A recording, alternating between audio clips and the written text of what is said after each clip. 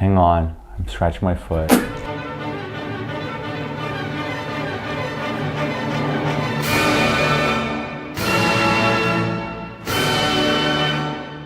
A compositional technique that has been really trendy over the past couple of years, I feel like, has been to quote, interpolate, or sample a classical music piece in a K-pop song. And so today, we're here to rank our top 5. Yeah!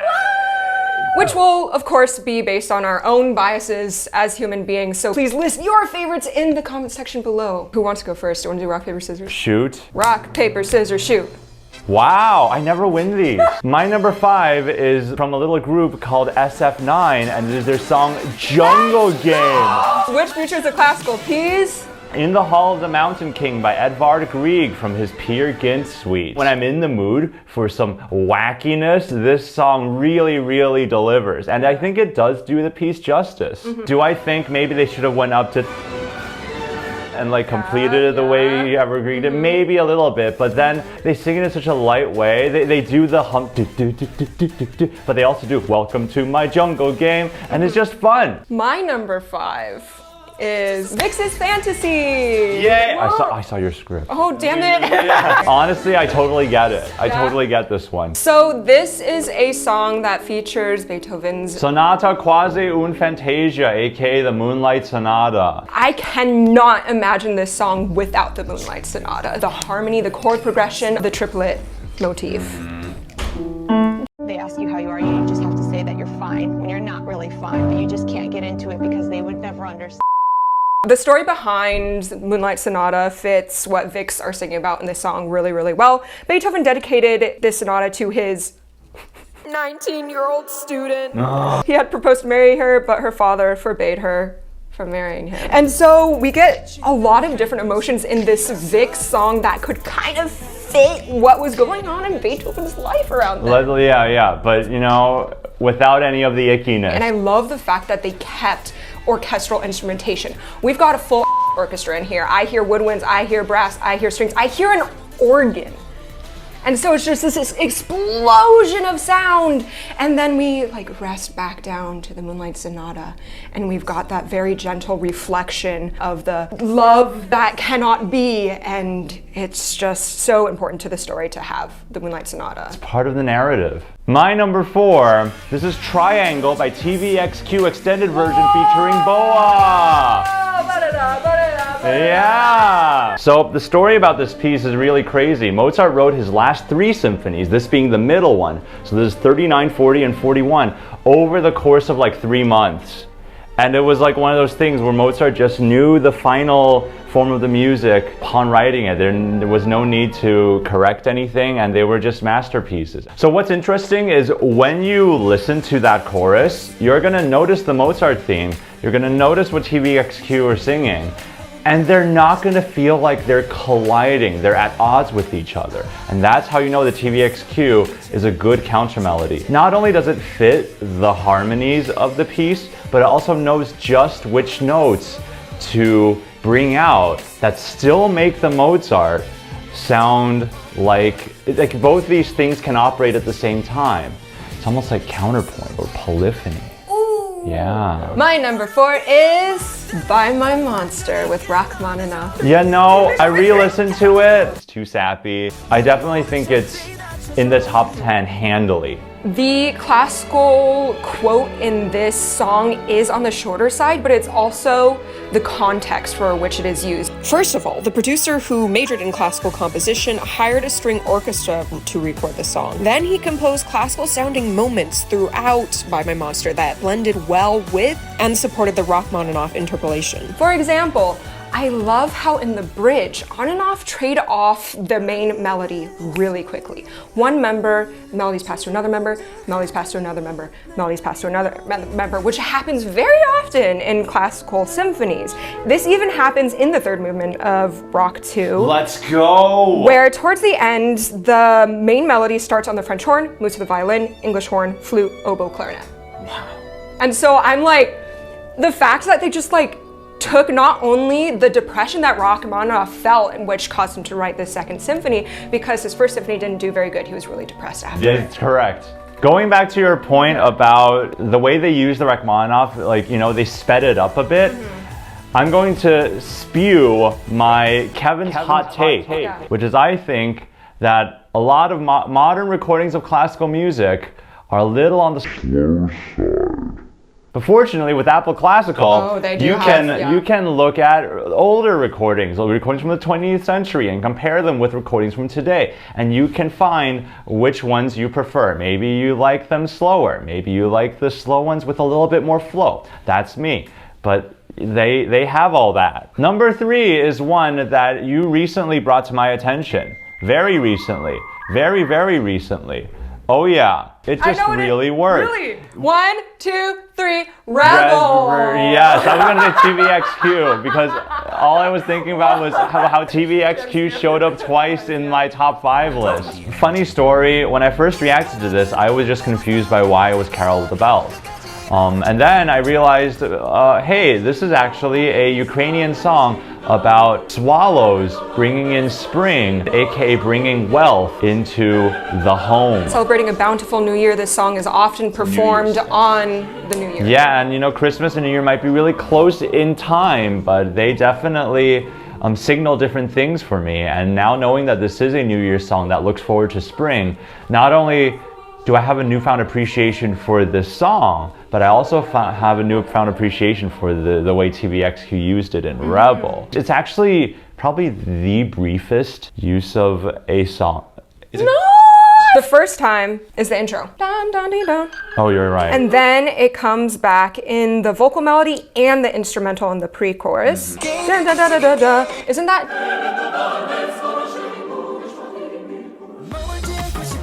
Oh my goodness! And they also have the other motif in the instrumental. Da, da, da, da, da, da, da, da, da. Oh, that's really genius.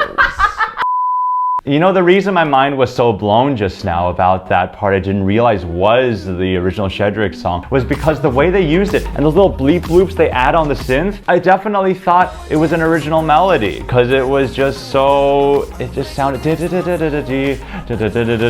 I'm like, oh yeah, but now I can't unhear it. And that makes the song even better. My number 3 is AT's Wonderland. Oh no, no. It's so good! It's so good! Of course, there's a lot of bias going into this because Dvorak New World Symphony is one of my favorite symphonies and AT's Wonderland is one of my favorite AT songs. It's so meant to be. The lyrics literally start out with, we're gonna find a new world to be mine.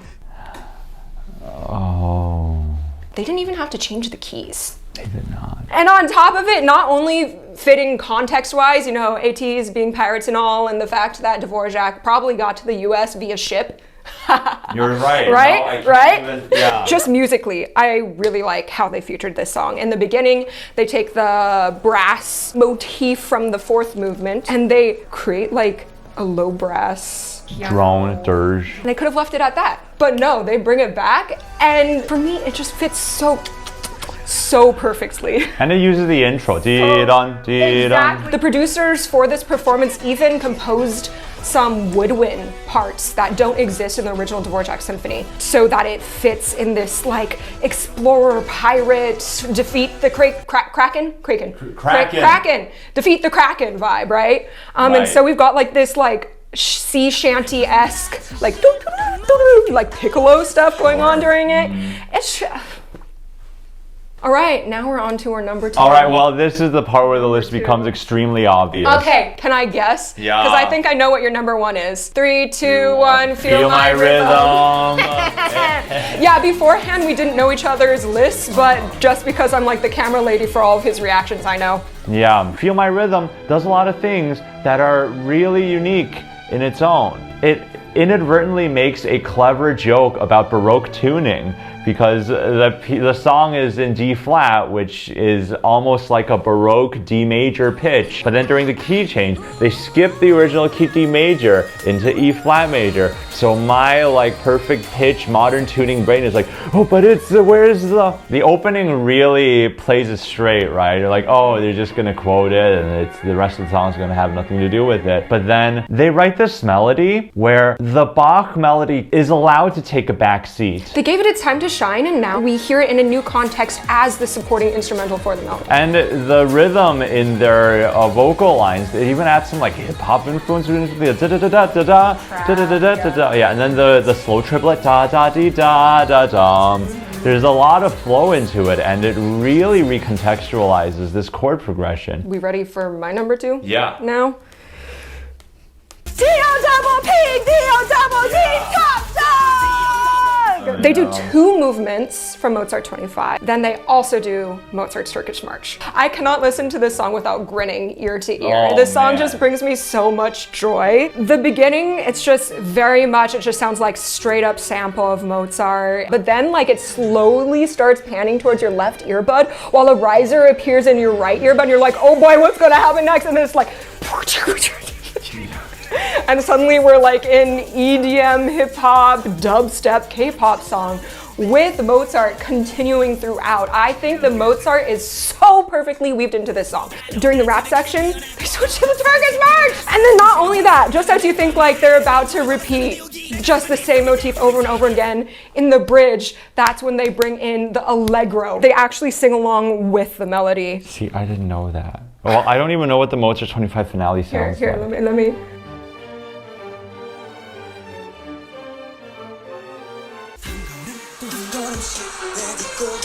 It's just faster. Oh, I was wondering what that was. To acknowledge the other movements of the same symphony is, yeah, it's a pro gamer move. Yeah. On top of that, the context fits as well. Mozart, he was the top dog of his time. He freaking wrote his first piece when he was 4 years old. That's true. What were you doing when you were 4? I know I was probably like sucking on my thumb and watching TV. I was just straight up sucking at life.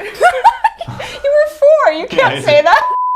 Oh, it's honorable mentions time. Oh, I forgot about that. Well, I gotta mention, this one is near and dear to my heart, but the way it uses classical music is a little bit of an edge case. So we're gonna go into the New World by SNSD. Yeah. I was hoping you mentioned that because that's such a creative interpolation of the Super melody. weird. Yeah, we gotta bring the keyboard on Do the for this. breakdown, Kevin. Then you have the first line. What is that? If you change the rhythms of it, it's actually...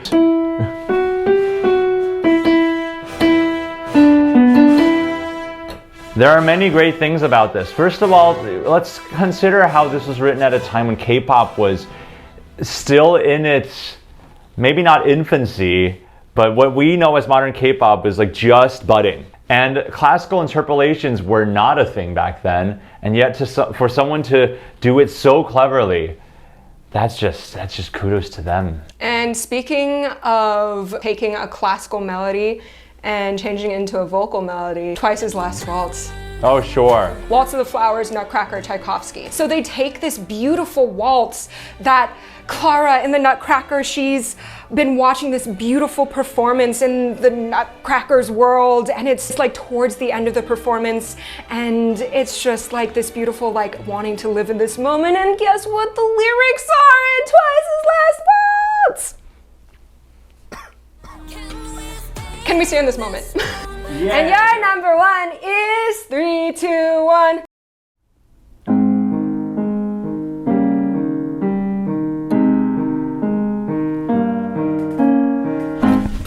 It's golden age. It might be 2024, but my heart is still in NCT 2023. This is the one. This is the one. This one for me is like head over heels. It's like, it's just above. It's just above. Just way above all the other ones. So some of the reharmonizing is like really brilliant, and they managed to repeat the main theme twice each chorus. Second time is always a little more anthemic, da da da golden age. And the first time it's like dee da da da da da da. And I like how they sometimes sing with the melody and they sometimes break off of it. It's like all the things that we've been talking about with the counter melody, and it's like they're a bunch of magicians. The way they write the melody highlights the classical music. They expand on the classical music, reharmonizes the classical music. Even when my girlfriend, who doesn't listen to K-pop, when she listened to this, she's like, not only did she think the song was good, but she's like, wow, Beethoven really knew what he was doing. And that's what it's all about. My number one is Feel My Rhythm. Yay! That's Because good it's the stuff. it's the perfect, picturesque, perfect example of a producer paying homage to the original sound, the original composition, and also transforming the experience to happen in this more modern pop trap flair. On top of everything you already said, how it is also chopped up and sampled and affected in the second verse to fit the more rap, more hip hop trap section. They also feature the orchestra in a way where I personally can't quite tell if it's MIDI or if it's studio orchestra. And sometimes what can ruin my personal enjoyment of a classical sample in K-pop is if the instrumentation is MIDI, which sometimes means it is taken from live performance but then put on a keyboard. So therefore it does have the original sound, but it has the mechanical feeling of someone going boink, boink, boink, boink, boink, rather than, you know, the human musicianship of the ooh and the quaver of the breath and all of that, right? But sometimes you can take MIDI, you can take those real instrumentation onto a piano, and if the producer really knows what they're doing, if they know how the instrument works, they can make the strings, the brass, the woodwind sound so real. They even also feature not only the main, most recognizable motif, right? But they also do the B section, the second half, during the bridge. Stanza. So we, I guess, like in summary, we both seem to enjoy when producers of pop songs not only highlight just the main hook, but also just like pay homage to multiple motifs of the original classical piece. So, can't wait to see what the K-pop world has in store for more classical music. And these were just a handful of our favorites out of this over 60 songs, right? So if you want to learn more, check out our description for the links we have to the playlists that we've created that feature both the classical pieces and the K-pop songs. Also check out the description if you want to listen to more classical music. If you want to check out those composer bios, those composer playlists, Apple Music Classical is free to download if you already have an Apple Music account, and there's also a free trial if you don't have an Apple Music account yet. And last but not least, let us know in the comments if you want us to do more videos like this, if you want us to do a tier list for classical music and K-pop, just let us know what you want us to do in the future, and don't forget to list your favorites as well in the comment section below. Thanks for watching, everyone. Bye.